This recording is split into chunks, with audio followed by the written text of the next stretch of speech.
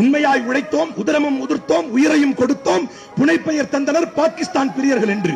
காந்தியுடன் இருந்தோம், பல களங்களில் கலந்தோம், சிறைவாசமும் சுவைத்தோம், பங்கை தர மறுத்தனர் பாட புத்தகங்களிலும் புகைப்படங்களிலும் கூட.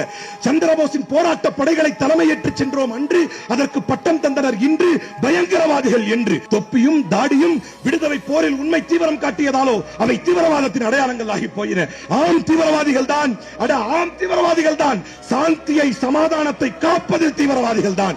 தியாகத்தால் வரலாறு படைத்தோம் அன்று, சிலர் துரோகத்தால் உண்மை வரலாறு இழந்தோம் என்று. தியாகத்தால் வரலாறு படைத்தோம் அன்று, சிலர் துரோகத்தால் உண்மை வரலாறு இழந்தோம் என்று.